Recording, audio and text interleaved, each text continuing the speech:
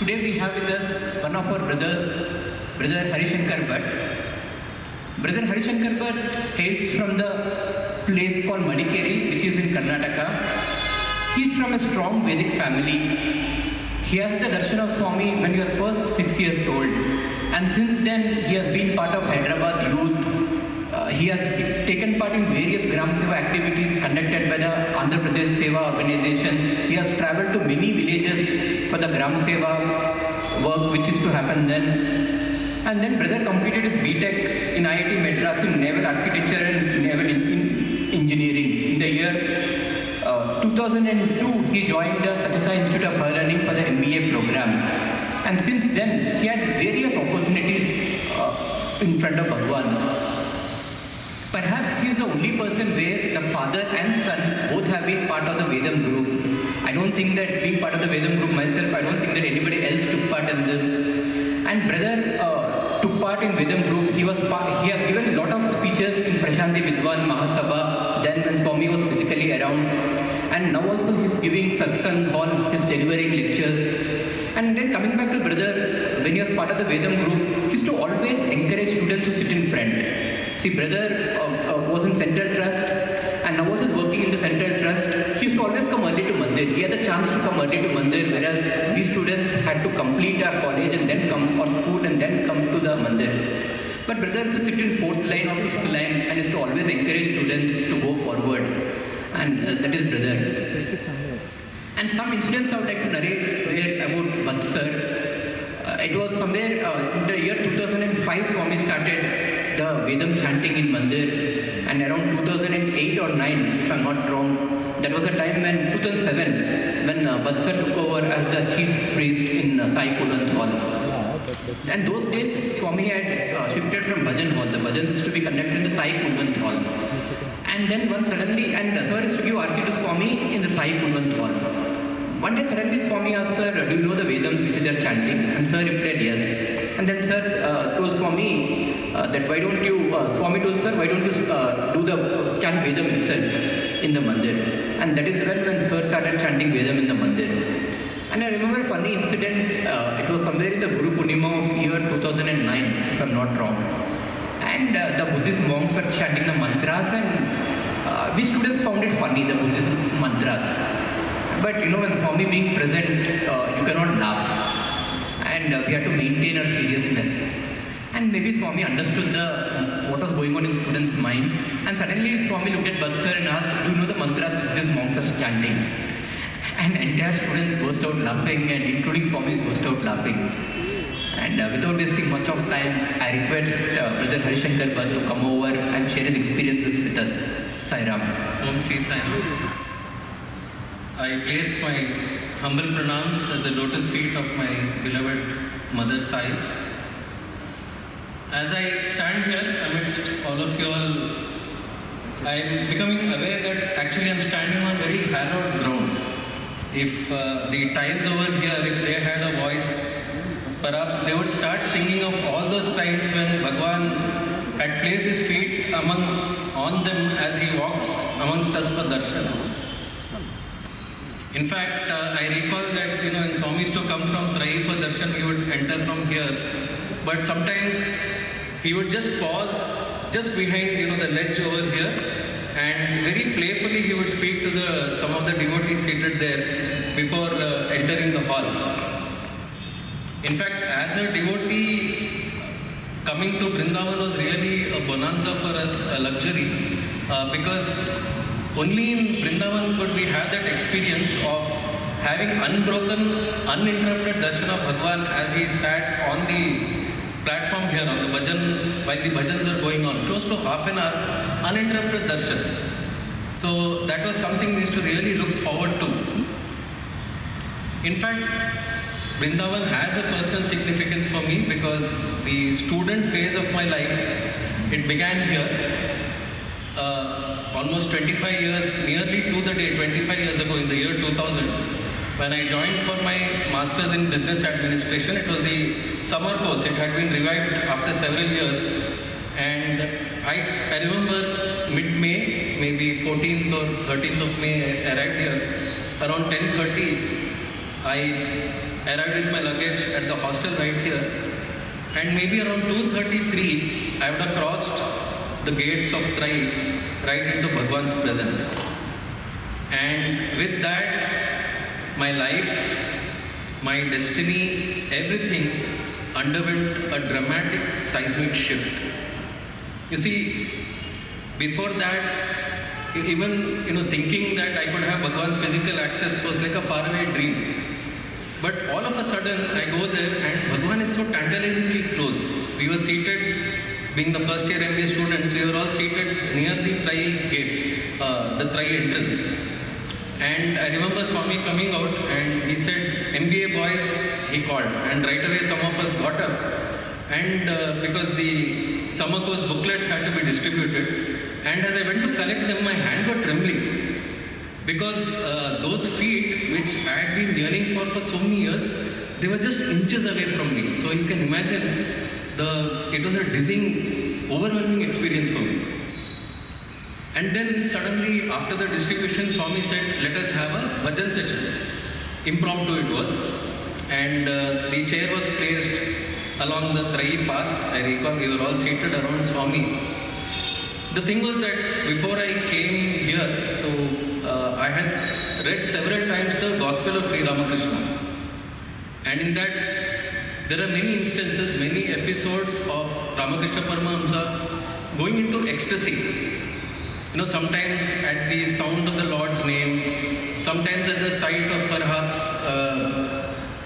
birds flying in the sky, and he would go into ecstasy. And reading these, I would think how fortunate were those people who could actually witness this very divine phenomenon. So it was that when I came here, the bhajans had started, and all of a sudden I see like Bhagwan, his eyes are closing, and his hands were in that exact same gesture of samadhi which Ramakrishna Paramahamsa used to be in. And his, a light, I still remember that light smile that played on Swami's face. And the thought crossed my mind that already Bhagwan had started, granting all the wishes that I had. So in that way, like as I stepped across the gates of Trai, Swami stepped right into my heart and he enthroned himself over there. We do think that it is a very small step, isn't it? Like when we enter the ashram here in Brindavan or in Prashantinilayam, maybe we should be like Neil Aldrin, the first man on the moon, that when we place the step, we actually contemplate like what is it that we are stepping away from and what is it that we are stepping into. About a couple of months back, I was driving from Prashantinilayam to the Whitefield Hospital, and along with me was my young niece. She was sitting just next to me, and she had never been to Brindavan or to the hospital, Whitefield Hospital before. So as I drove, she was looking at all the glitzy buildings. We have the GE, Siemens, Mercedes, Benz, all those glitzy buildings are there near the hospital. And just as we rounded the curve, suddenly the hospital building in all its majesty comes into view. And my niece, like she just says, oh my God, this is so beautiful. And through those child's eyes, I once again began to think that amongst all that glitz, all the neon lights, the facade of glass and steel, amidst that, Swami has built something in total contrast to its surroundings, like a challenge to the concepts we hold dear as to what makes life meaningful.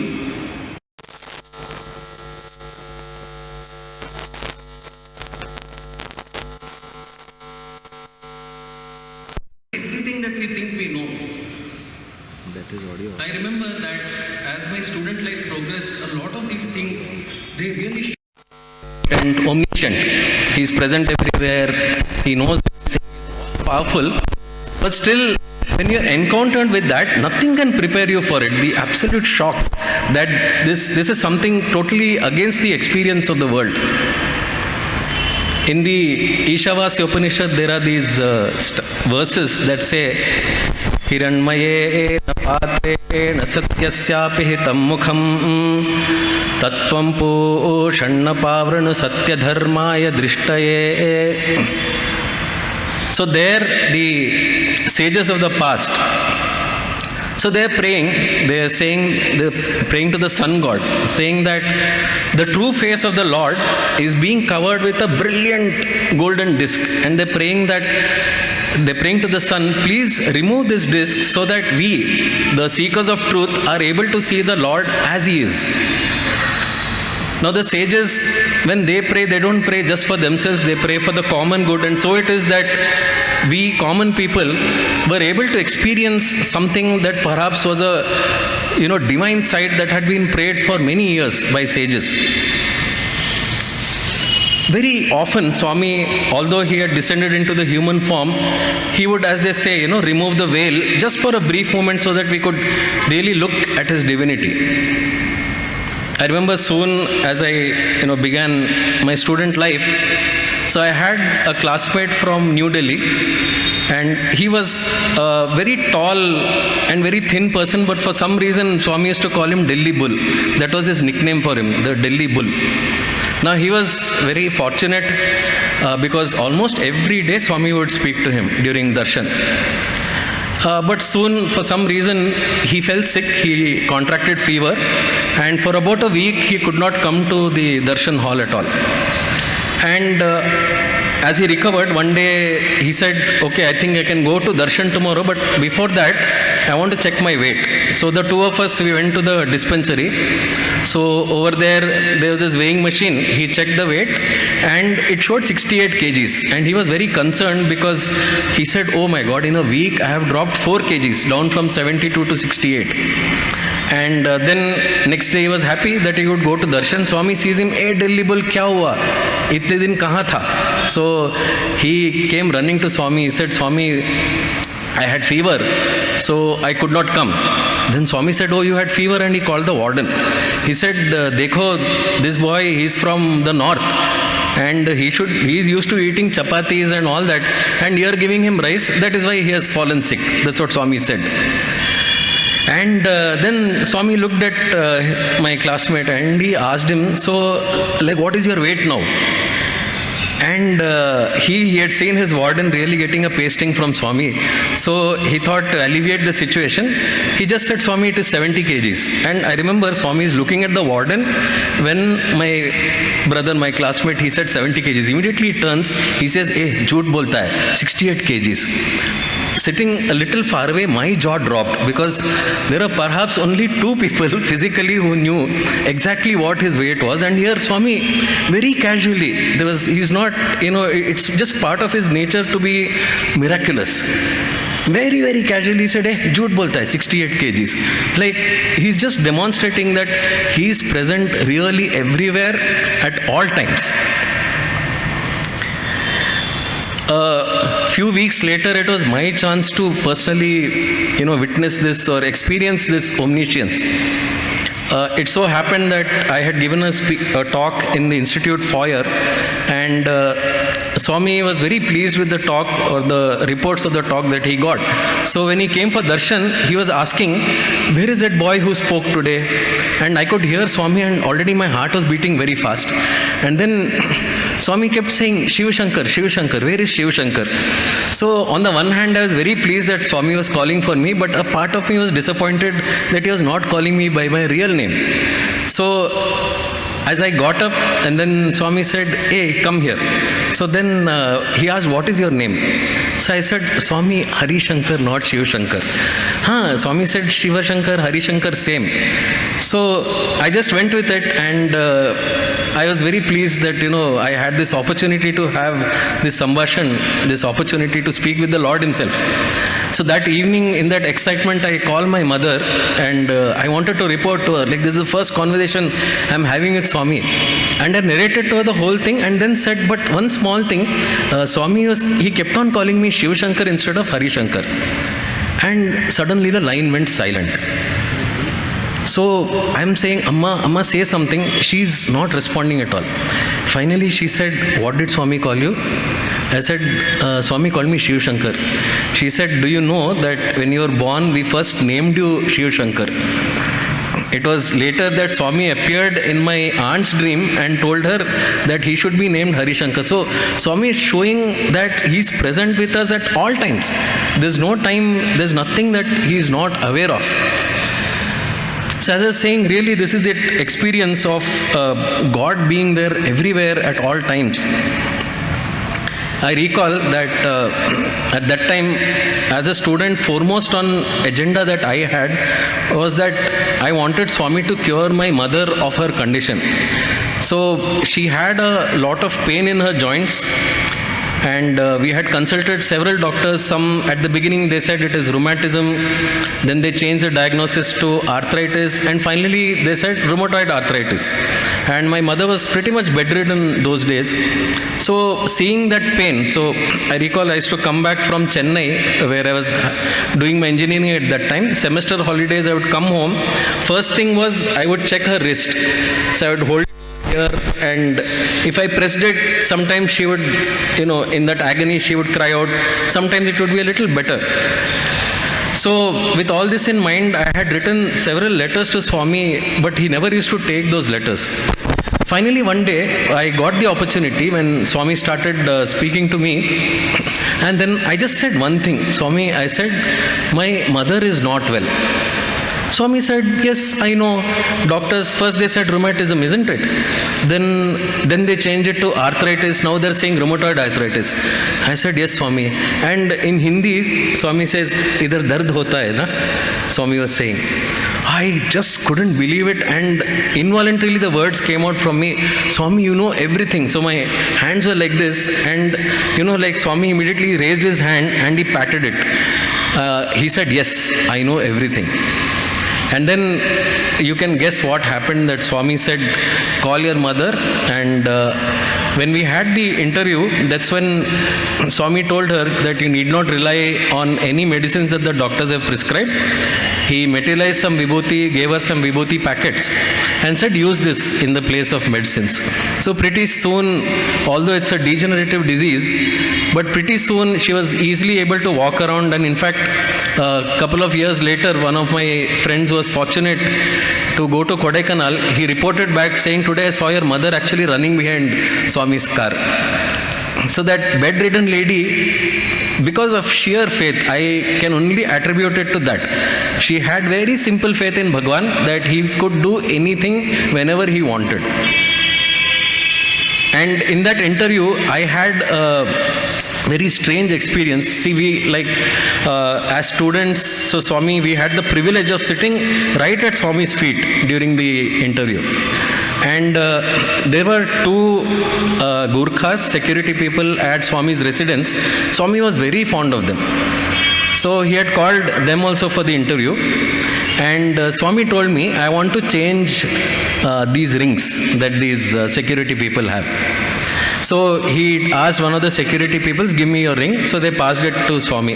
They were seated somewhere at the back of the room. So they passed it to Swami. It came in my hands and I gave it to Swami. So Swami asked me, he's asking, which ring should I change it to? And you see, that time I was very new and I had that freedom. I could say whatever came to my mind. And I just said, Swami, I like that green diamond ring. Can you change it to that? So Swami said, okay. Then he takes, it was a ring similar to this, and he covered it in such a way that I could see it, and he starts blowing. He blows 3 times.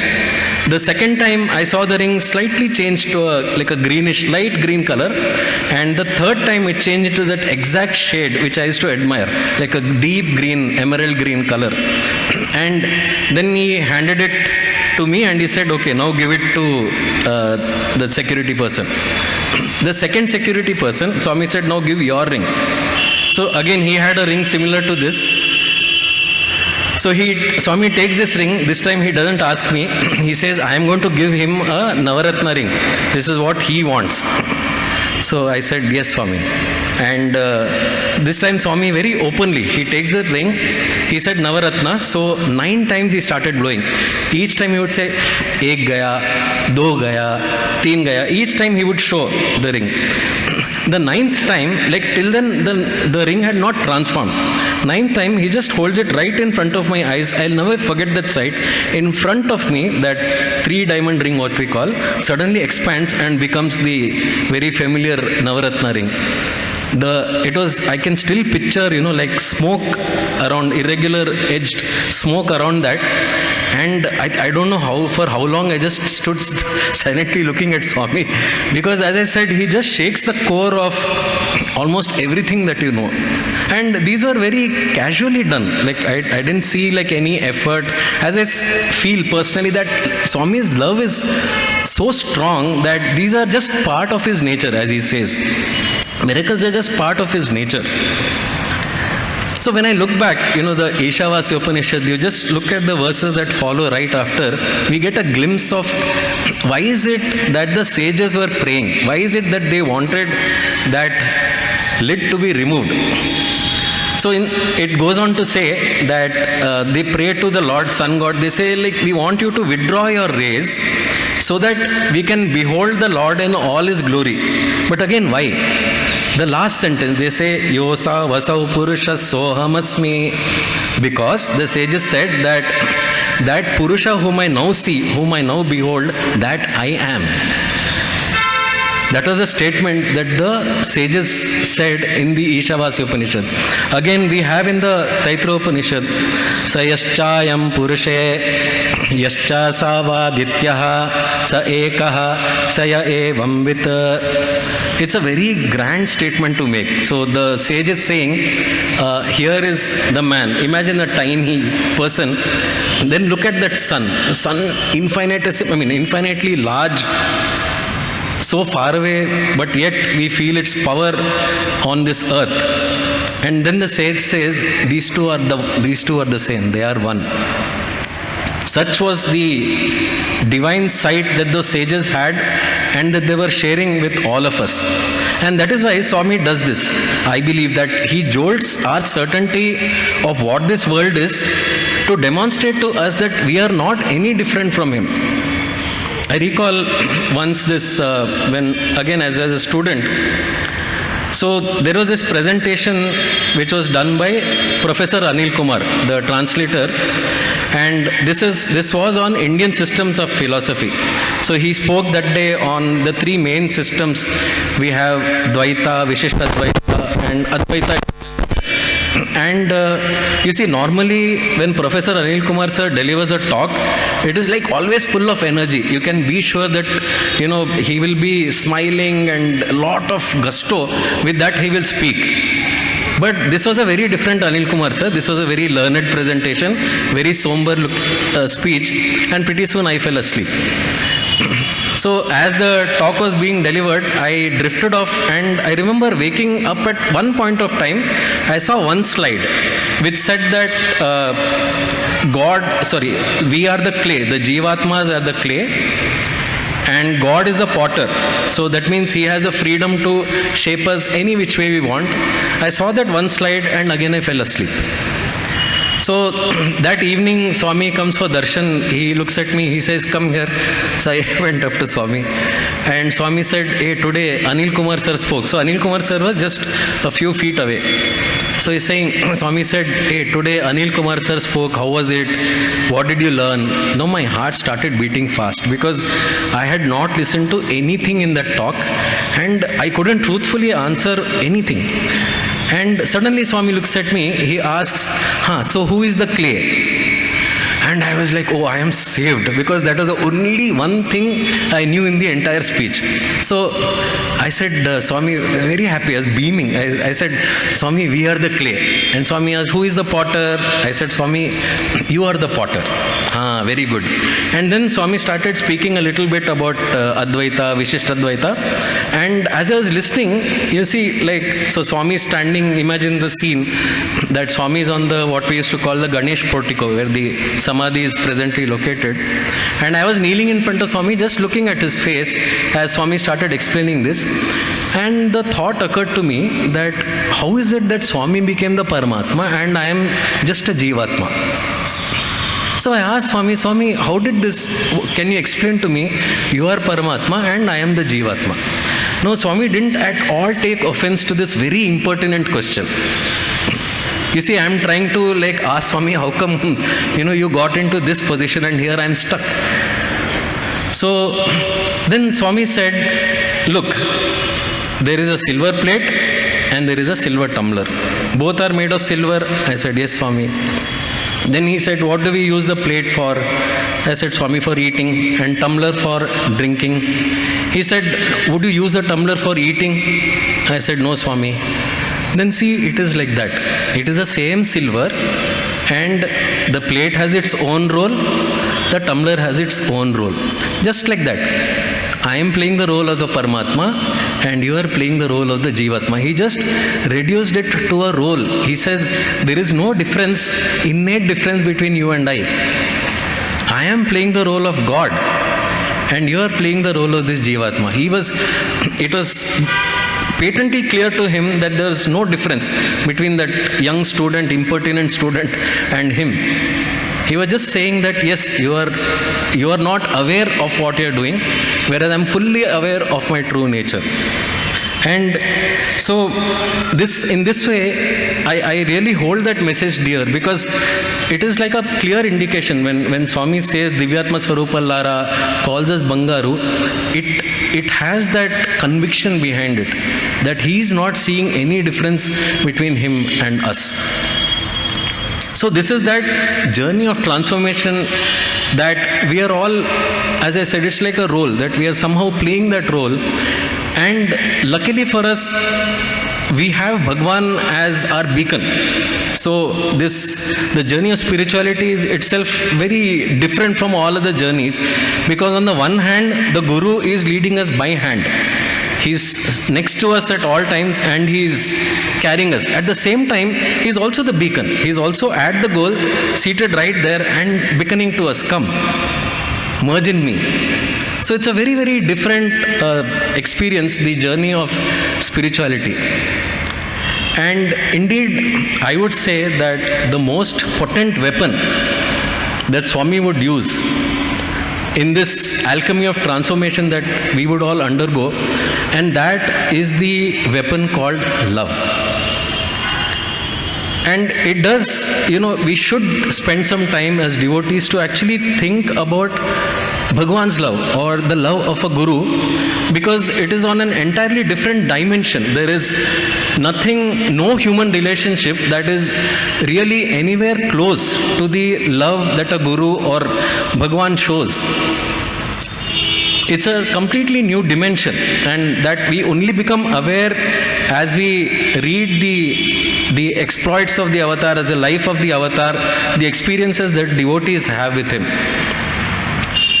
To begin with, this love is something that is timeless. In the Dhyana Vahini, Swami is actually speaking about this. He says that just look at the several lives that you have had. In each life, you had your parents, you had siblings, you had spouses, and in each lifetime, you thought that you could not live without them. But every single lifetime as you underwent, the parents would change, the spouses would change, your siblings would change, and each time you said the same thing, that I am very, very attached to these people. But who was present throughout? In all these lives, there is only one entity that is present, and that is God or the Guru, patiently waiting, abiding his time as to when the devotee will finally turn towards him and recognize that, Lord, you are the one who was with me throughout at all times. I just a few minutes ago, brother in the introduction was mentioning about my father, that he was very fortunate to get the opportunity of giving Aarti to Swami between 2007 to 2011. But the journey to him actually getting there, that is pretty interesting, because while on my mother's side, they were very, great devotees of Swami from almost 3-4 generations. But from my father's side, now culturally they were used to just worshipping not even worshipping, venerating the guru of our mat. So for them the concept that there is an avatar or a guru outside of our community that whom we go and worship, that was completely new to him. And for a very long time he resisted and resisted and resisted. But somehow, see, like we were in Prashant Nilayam, the rest of the family was there, so he decided to move there. And Swami, from time to time, he would keep on asking me, how is your father, how is he doing? And I would tell Swami is happy or whatever, report to Swami about how he is. But I always used to be puzzled, why is Swami asking about him who is not really Swami's devotee? And in 2007, it so happened that the post of the priest at Prashant Nilayam, so the earlier person, he prayed to Swami that he was too old for it and that he wanted to be replaced. And so at that time, the secretary of the trust, he called me, he said, call your father, I want to speak to him. So we spoke to Mr. Chakravarti, who was the secretary of the trust at that time. And Mr. Chakravarti said, see, Swami has said that he was telling me that your father should be the priest after this. So I want both of you to go sit in the bhajan hall this afternoon. So I was very happy. So I told my father, let's go and sit in bhajan hall this afternoon for darshan. So the darshan starts and I started imagining what would transpire when Swami would enter the bhajan hall. Because in my mind, all those instances when Bhagwan asked me, hey, how is your father, where is your father, all of that started, those memories started flooding. And I thought, I scripted it this way, that Swami would enter into bhajan hall, he would first look at me and he'd ask, where is your father? And very dramatically, I'll point and I'll say, Swami, he's right here. And so the darshan ended, Swami entered into the bhajan hall, walked right past me straight to my father. So he looks at my father and he puts his hand over, he says, Abba Vachava. At that moment, it struck me that I was wrong in so many different levels. First of all, in front of Swami, there is no father, mother, brother, sister. We are all individually connected to Bhagwan. It was my foolishness to imagine that the relationship that Swami has with my father is through me. But more importantly, the way, I cannot convey the tone or the look on Swami's face, but the way he said, Abba Vachava, that speaks to me about the patience with which a guru waits to enter the devotee's life. It was as if for centuries and centuries Bhagwan has been, we say that we have been waiting for Bhagwan, but it is literally Bhagwan waiting for us. When are we ready to turn our face towards him and say that, Swami, now I'm ready to, spend time with you. Literally. It's like I know the tables have turned here, but still that is a feeling I got. The way Swami said, Abba Vachava, the relief, the tone of relief in Swami's voice. So as I said, it is a one-to-one relationship which is timeless across lives. Swami knows the past, present and future of each devotee. And it is one-to-one, this relationship, this love that Swami has with each one of us. In fact, many times I have seen the Swami would grant interviews separately to the parents. Sometimes he'll call the parents and not the student. Sometimes he'll call the student, leave the parents out. Sometimes he would recognize a sibling, sometimes he won't. So it is entirely one-to-one. It is completely left to Bhagwan how he wants to conduct that relationship with you and with your family. It used to be completely separate at times. Secondly, the other dimension, which is very different from what we experience as humans, is this love is boundless. Swami would say that of all relationships on earth, the closest perhaps to God's love is the love of a mother. But even then Swami would say that God's love is that of 1,000 mothers. And Swami would very, very uninhibitedly express this love. There was no holding back of that love when Swami would decide to express it. I recall once while I was working in the trust that one day Swami came for darshan instead of coming by on foot as he usually would. That day he chose to come in one of his cars.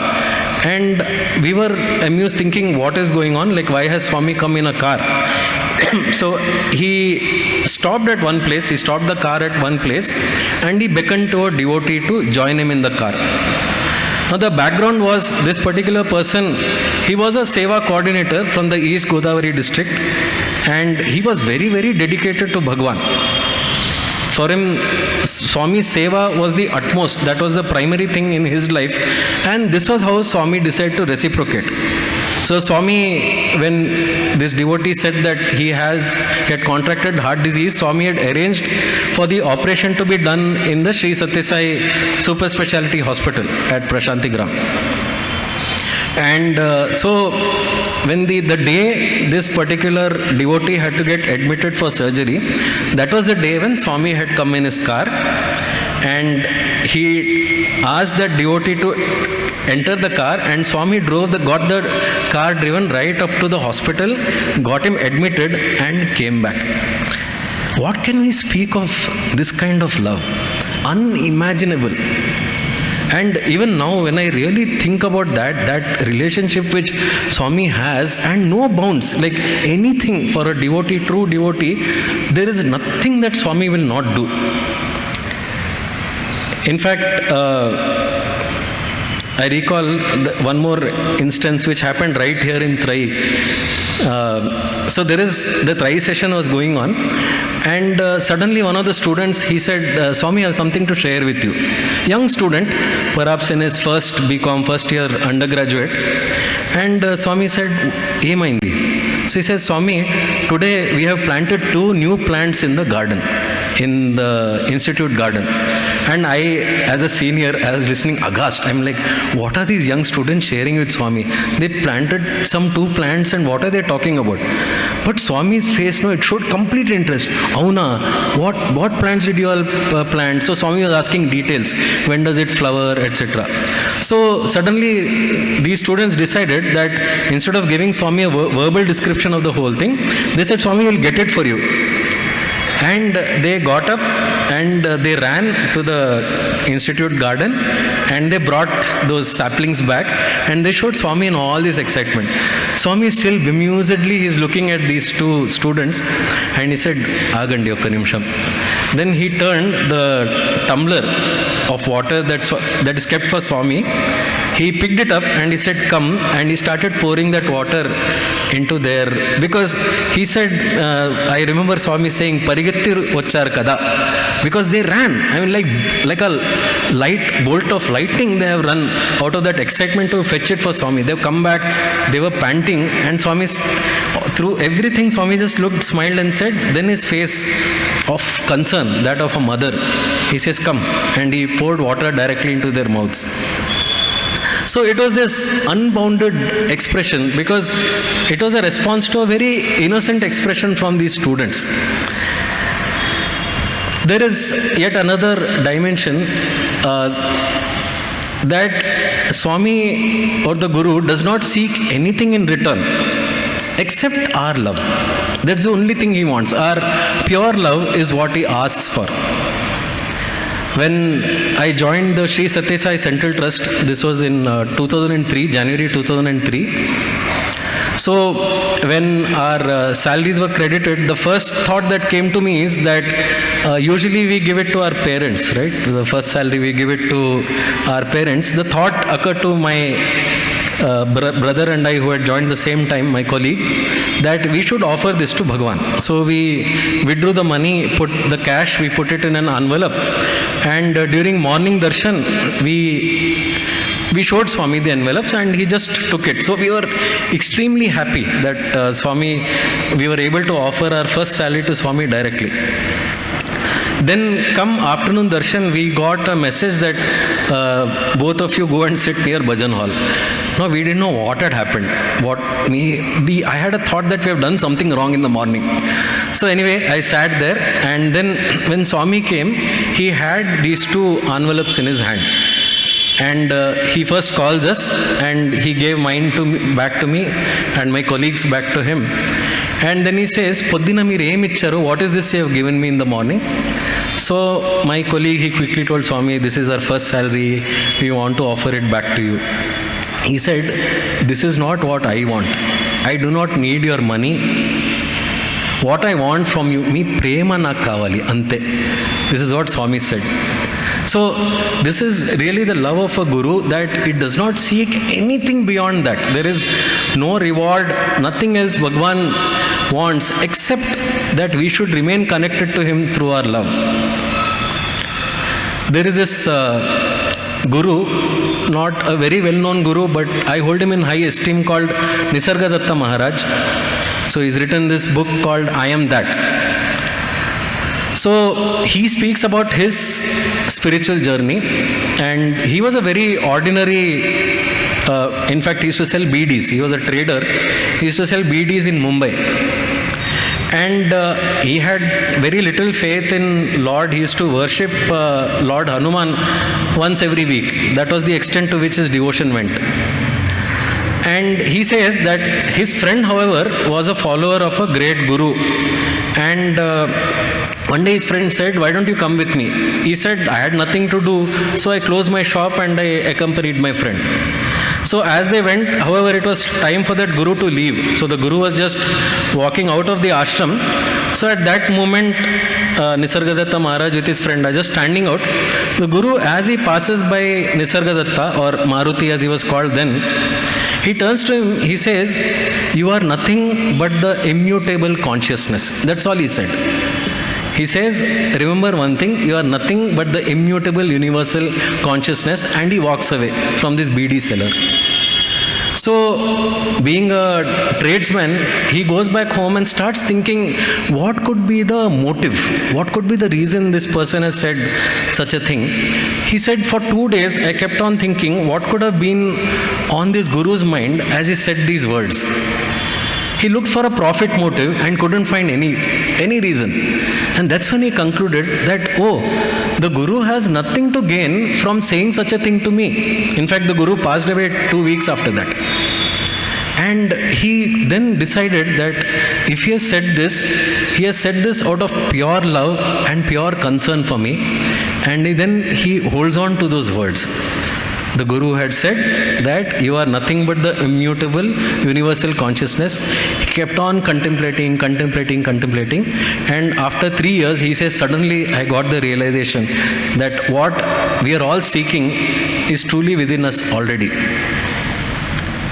So this is the alchemy, this is the power of that love, because it does not seek anything for itself. In fact, as Swami said, all other relationships in this world are, he would say, swartham swaprayojanam. Everything, all relationships, there is something that the person is looking for. It's transactional in nature. So Swami would say, however, God's love is the only love that in which when you come into his orbit, the only thing that Swami is seeking is to contribute to you, transform, take you on the spiritual path, bring you closer to your own divinity. See, at the physical level, I recall as students, when he would call, I remember one interview session that I was fortunate to have, and in that first thing as we entered, Swami said, put on the fan. And Swami said, Chudandi itla, you should have concern for everybody around you. The moment you enter a room, look, see if the lights and fans are on, make sure that it is on. We got that message. Then as he sat down, he started speaking and saying something. Then he casually picks up the tumbler and he drinks the water.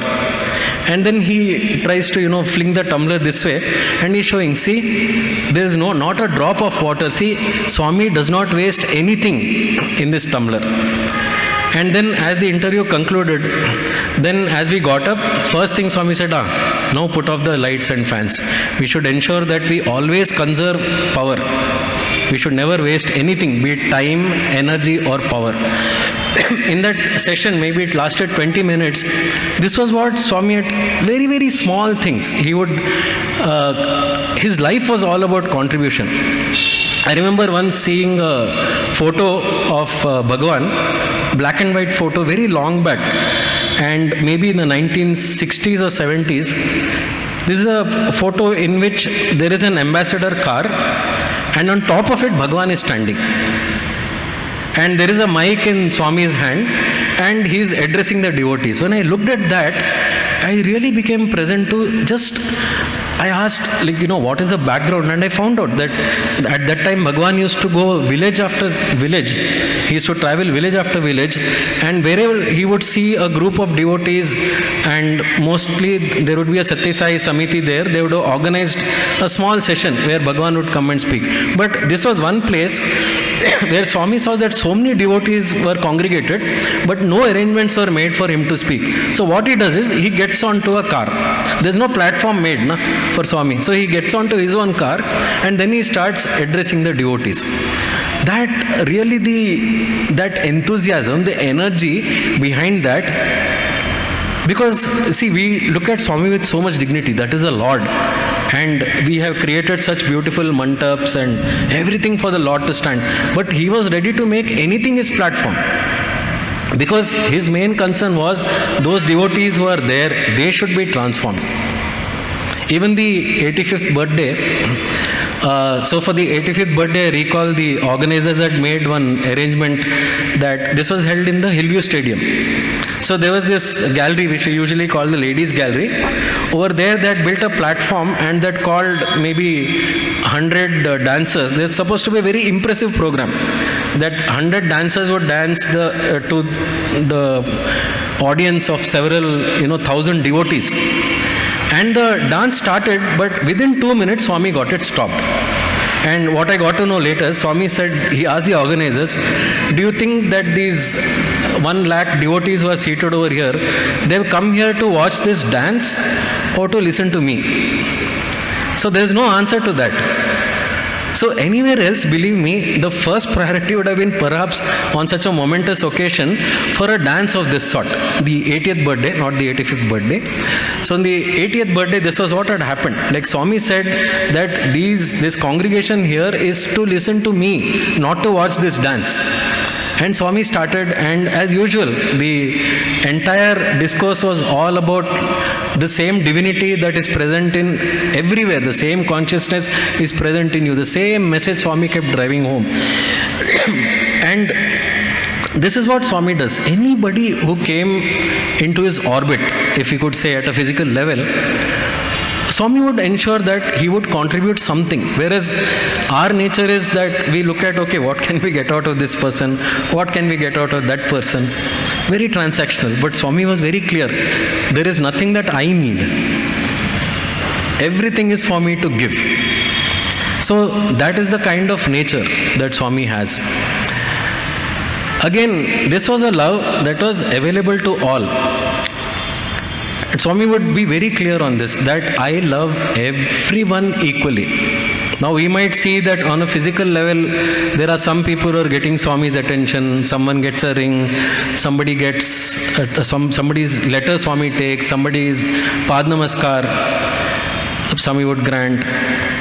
So in this way, on a physical level, it would appear that Swami was giving his love only to certain people or some section of people, but Swami would insist that no, this is the duty that I have to perform. To that person has done something or needs at that particular time. Otherwise, my love is equal. So who else can make a statement like that? In our lives, what we see is that we have this very small circle of people to whom we can say that, yes, we love you. And sometimes I speak of admiration that there are in fact devotees or sevaks who in some way or the other they embody this, at least to a small extent. Many years back, I had the opportunity of visiting Araku Valley in Visakhapatnam, and there was this small band of youth from Visakhapatnam, and they had undertaken this project of making mini water supply projects in the Araku Valley. So Araku Valley, as some of you may know, is in Visakhapatnam. It is full of tribals. It's a tribal area. and the tribals I have seen that they would have to walk several kilometers in order to access water, and it is a hilly area, so you have to walk up and down to access that water. So what these people would do is, whenever, as soon as they got funds, they would quickly go and they would first of all build a tank with their own hands. They had learned by themselves. They would not engage any outside labor. And they had learned plumbing. So they themselves would fit the pipes right from that tank to that particular village. They would construct a tap from which all the villagers could then draw the water.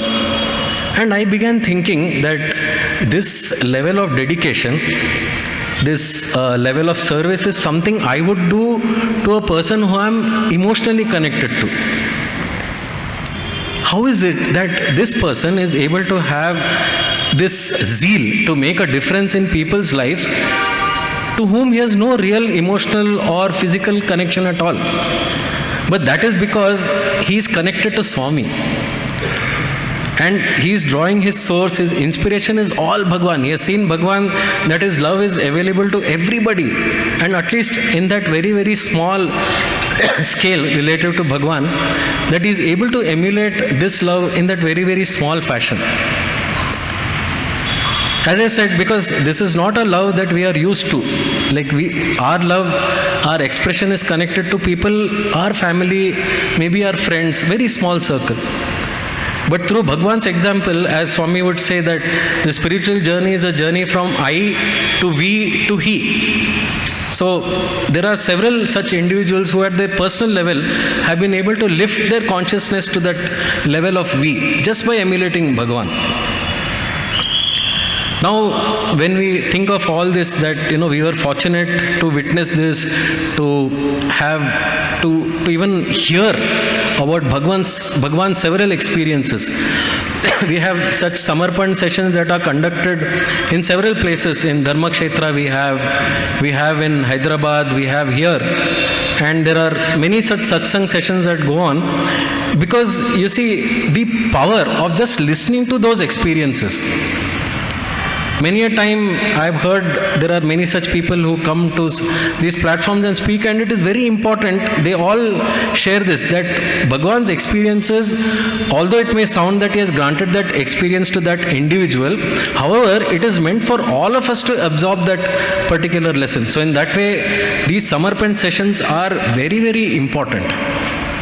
Because that's the way in which we keep Swami's stories alive for devotees. Because again, as I said, there is no motive beyond transformation of the individuals. So, in this way, we all receive Bhagwan's love. Now the thing is, those sages who prayed through those verses, they prayed for Swami's love, for him to physically descend. Perhaps they were worthy of this love. And how many of us can claim that we have done something to deserve Swami's love? That is a very tall claim to make. However, what is in our hands is that can we express gratitude for what we have received? In what ways can we show this gratitude? One is with Swami's love, to have complete trust in it. To have complete trust in it. Because Swami would say this, that నేను ఏది చేసినా మీ మంచిది కోసమే చేస్తుంటాను. Whatever I do it for your benefit. This is that implicit trust that we should have in Bhagavan. And I had, for me, really the person who showed me how to relate to Swami was my own mother. As I said, she had a very simple faith in Bhagavan. So one day, in fact, I recall the day, it was April 4th, 2001, very, very hot day in Prashantinilayam. Usually, Swami, by Shivaratri time, February or so, he would come to Brindavan, because the heat in Prashantinilayam would be unbearable for many of the devotees. But this one time, Bhagwan stayed on, April 4th, I remember, very hot day. It had crossed the 40s by then. Then Swami comes for darshan. The one thing that I remember is that for us the floor was so hot that we had to sit on mats. Otherwise our feet were burning. But Swami came out and on that same platform Swami stood. For nearly 20 minutes he stood there and talked to Professor Anil Kumar as if he's completely unaware that that feet were totally unaffected by the same heat that we were facing. Now, what was he speaking to Anil Kumar sir about? He's telling, do you know what happened this morning, this afternoon? Then Anil Kumar sir said, no Swami, I don't know what happened. He said, you don't know Chiranjeevi Rao sir. So Chiranjeevi Rao sir was like a secretary in the trust, and Swami would very often give him lot of tasks in the mandir and ashram to be executed. Very dedicated servant of the Lord. So Swami is telling Chiranjeevi Rao sir, quite elder at that time itself, he said he has had a sunstroke. And he is telling Professor Anil Kumar what are the symptoms of sunstroke. So Professor Anil Kumar is a professor actually on the biosciences side, but he said, Swami, nak teliyadu. And then Swami said, you know, they have headache. And then Swami turned to me, he would look at me and say, headache. Then again, Swami would say, chills, they get chills. Again, he would look at me, chills. Then high fever. Again, Swami looked at me and said, high fever. And I was like thinking, why is Swami looking at me and saying these things? Then Swami stops that conversation abruptly and he looks at me and says, where is your mother? And I just turned, there was a particular spot where my mother would sit on a ledge. I turned there and I saw she is not there. I just looked at Swami, I didn't say anything. Swami then, he also didn't say anything, he just turned and walked away. And I was very alarmed. Somehow I sat through bhajans. As soon as bhajans got over, I ran all the way home. This was holidays time, we were not staying in the hostel. So I went home, I kept knocking on the door, and my mother took a long time to come to the door. She came, she looked very, very drained. So I asked my mother, what happened? She said, I don't know, suddenly in the afternoon, I started getting chills in the body. I said, okay, go on. And then my mother said, you know, I got this high fever. And she started listing the same symptoms which Swami had repeated to me in the darshan hall. Then I said, Mother, it looks like you had a sunstroke. And she said, I don't know what has happened, but what I know is that as I lay on the bed, you know, as I couldn't come to darshan, suddenly at around 4:30, she had this experience that the high fever which she had, it started leaving her body. Like she says, from the feet down, it started leaving me. Then I told that what has happened in darshan, the whole thing I related to her. Swami narrated this symptom and asked me where you are. He was telling me that I am taking care of your mother. I know what she is going through and she is under my care. This was really, like as I said, we have to trust Swami's love. In fact, Swami, when my mother passed away in 2006, I was right here in Brindavan. Swami called me that morning. He said only one thing. He said, your mother's thoughts were always on me. And that is why she has come to me. You tell this to all your relatives, they should not be concerned. And this was a direct lesson that for me, that we have to completely, implicitly trust Bhagwan. He is there taking care of things at all times. I remember another instance of an attender of Bhagwan. During darshan times, he would take care of the veranda, where the VIPs would sit. So something Bhagwan wanted to ask him something, and Swami called him. Swami was seated again in the Ganesh portico. So Swami calls him and he comes up to Swami. Swami asks him some question and I don't know what transpired, but suddenly Swami looked as if he's very angry with him. And then Swami raised his hand as if he's going to slap him. So I remember this brother's reaction. At first he flinched like any of us. His face moved away from Swami's hand. But the next instant he smiled and brought the face closer to Bhagwan. And for me, I did not understand it at first. So I inquired with that same person that what was going on. He said, see, our trust in Bhagwan should be that implicit that whatever it is that he is giving, whether it is good or bad, we should take it as his prasadam. When something good happens, we are ready to come close to Swami. But when it looks like he's raising his hand and he's upset with us, that is also his prasadam. At the human level, yes, we flinch. Oh, something bad is happening. But no, he said that is why Swami has trained us, that we have to trust even his slap. So that is why he said, I had forgotten that message. Just at that instant I remembered. So that is why I brought my face closer to Bhagwan. So we should learn, as they say, the sweet and the karam. Sweet and spicy, both are his prasadam. And that's why we should implicitly trust Bhagwan. And literally, our fate are in his hands. There's no one else. Nor are we in control, nor is anybody else in control, but Bhagwan. Our fate is entirely in his hands. And we should actually leave it, completely leave to Bhagwan what happens with us. I recall once when I was a staff, as brother mentioned, I was in the Vedam group, so I was very fortunate to be able to sit in front during the darshan, when the darshan used to go on. And so thus I was witness to several of such interactions which Bhagwan would have. Now at that time, there was this group of young students from the music college, and they were very fortunate that every day Swami would ask them to sing Tyagaraja Kirtanas. So every single day they would sing, and they were extraordinary because many times in a day they would learn several of these Kirtanas, and they would be able to perform the very next day in front of Swami. So Swami was very, very happy at how these students were responding.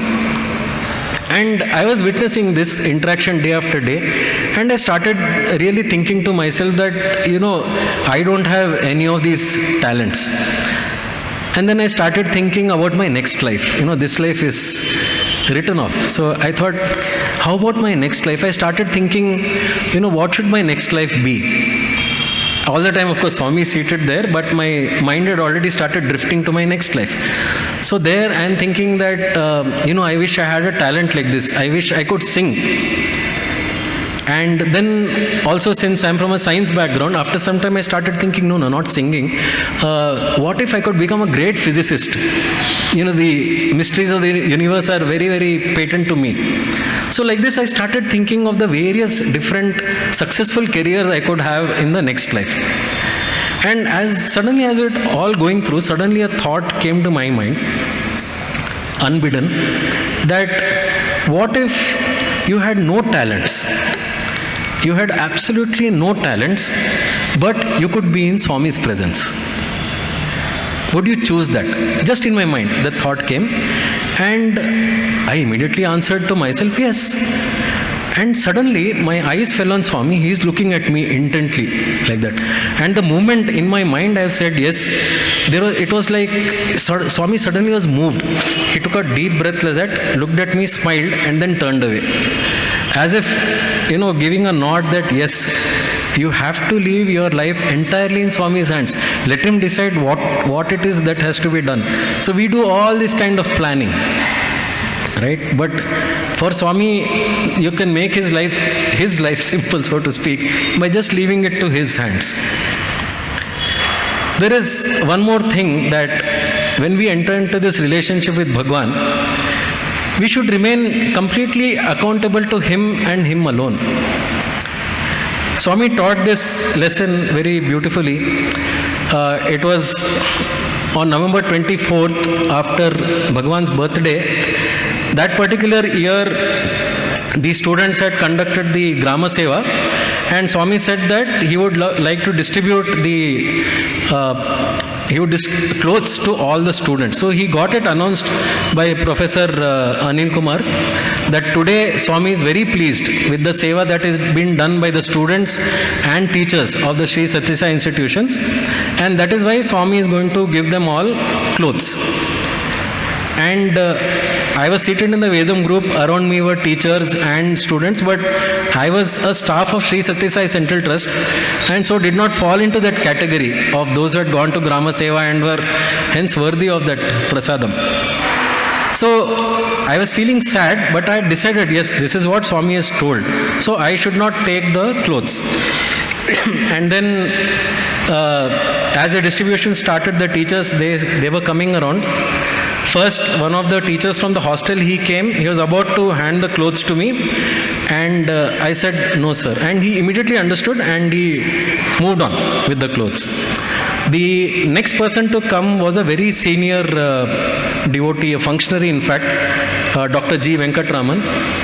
And he was a person you couldn't say no to.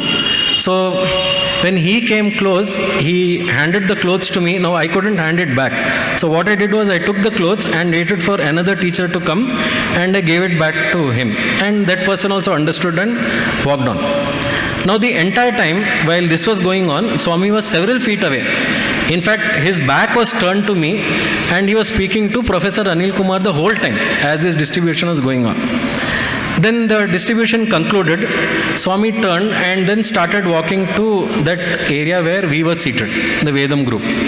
He comes, stands there and very dramatically announces, Sri Sathya Sai Central Trust boys, he calls out. And my colleague was first in line. He went up to Swami right away, responded right away. Swami gave him the clothes and I went next. Then Swami started saying, one teacher came, he gave you the clothes, you did not take, isn't it? I said, no Swami. Then, but after that Venkatraman sir came and you took the clothes. Like Swami very dramatically changed his face. He said, Venkatraman came and you took the clothes. I said, Swami, I took, but then I gave it back. Then Swami said, good boy. Then he took those clothes, he gave it to my hands, and he said, take Pad Namaskar. And I remember I turned back and when I sat, in fact, Nandgopal sir was right there and he said, you're very lucky. I really did feel lucky on several levels because, of course, just imagine that on the day after Swami's birthday, he blesses you with Pad Namaskar. And while almost everybody else had got the clothes from a teacher's hands, we were fortunate to get from his hands. And Swami telling you, very good boy. So I was very mightily pleased. But in fact, as I look back, this is really a stern message to all of us that at all times, you might imagine that Swami's back is turned to you. But he is watching and he is looking for that. Like, will we follow his words to the letter? The only way of really giving back our love to Bhagwan is that we dwell on that message and see that where are we departing from that message in our lives. Continuously make that effort to remain true to Bhagwan's message. In this way, we remain really accountable to Bhagwan.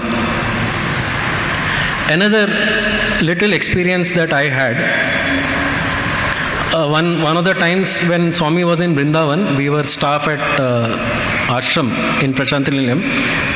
So we had come here and it was after the bhajan, suddenly we got a message that Swami was calling some of us. So we quickly ran and Swami called us to the inner interview room in Trai.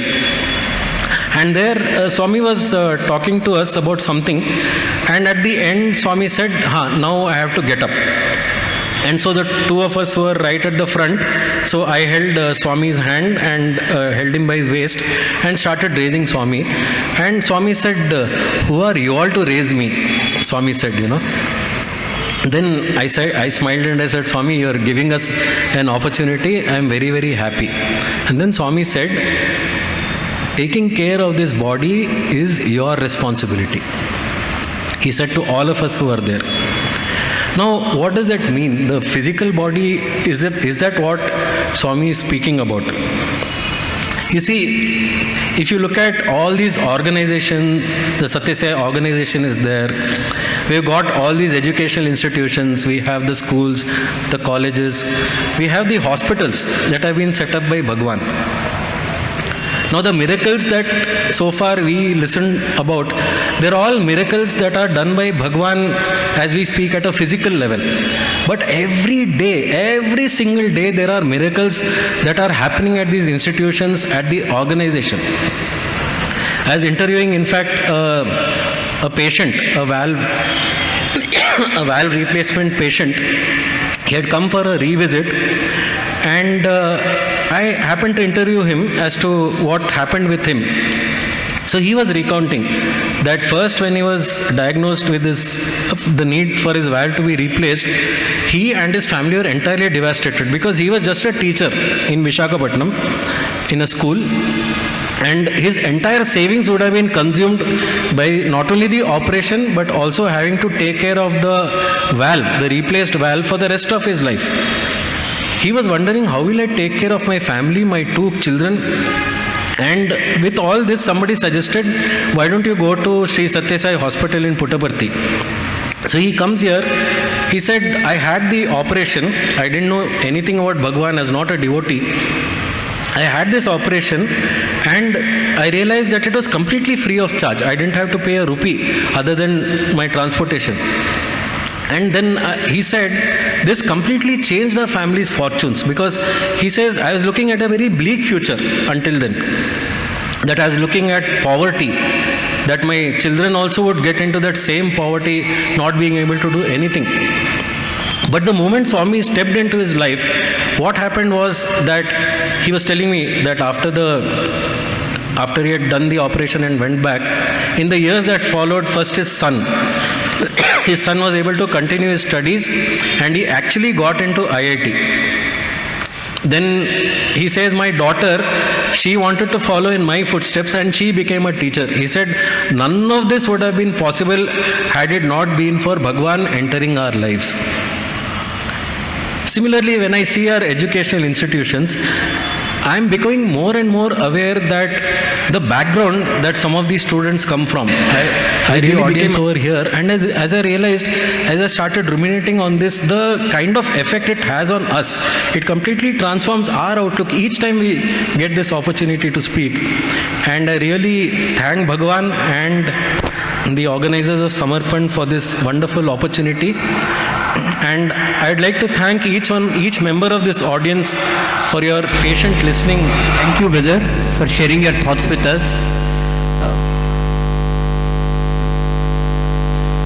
It was really pleasant of you to come all the way from Prashanthi Nilayam and share your thoughts in spite of your busy schedule. I still remember the days in the Vedam group when you used to sit and always motivate us to chant Vedam and look at Swami and tell us that these moments won't come again. We are very fortunate to sit in front of Swami and chant Vedam. I request now Sri Nandagopal sir to come over and felicitate brother, and also Dr. Sundareshan, former director, Sathya Sai Institute of Higher Learning, Brindavan campus, to come and present a memento to brother.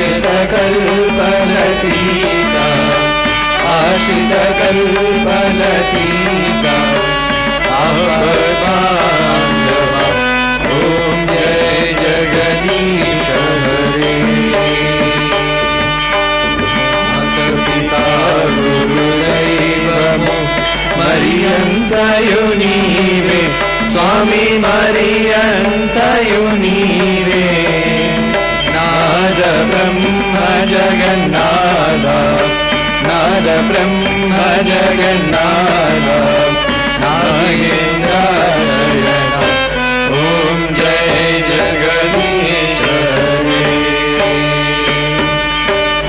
ओंकार रूप भुजस्थित साई महादेवा सत्य साई महादेवा मंगल आरती अमृतो मंगल आरती अमृतो मंगल गिरिधारी ओम जय जगदीश नारायण नारायण ओम सत्य नारायण नारायण नारायण ओम नारायण नारायण ओम सत्य नारायण नारायण ओम सत्य नारायण नारायण ओम जय सद्गुरुदेवा नारायण नारायण ओम सत्य नारायण नारायण नारायण ओम नारायण नारायण ओम सत्य नारायण नारायण ओम सत्य नारायण नारायण ओम जय सद्गुरुदेवा नारायण नारायण ओम सत्य नारायण नारायण नारायण ओम नारायण नारायण ओम सत्य नारायण नारायण ओम सत्य नारायण नारायण ओम जय सद्गुरुदेवा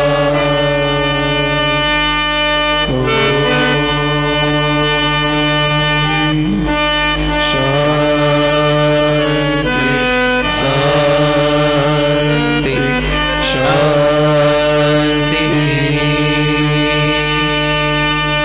समस्त सुखिनो भवन्तु समस्त सुखिनो भवन्तु समस्त सुखिनो भवन्तु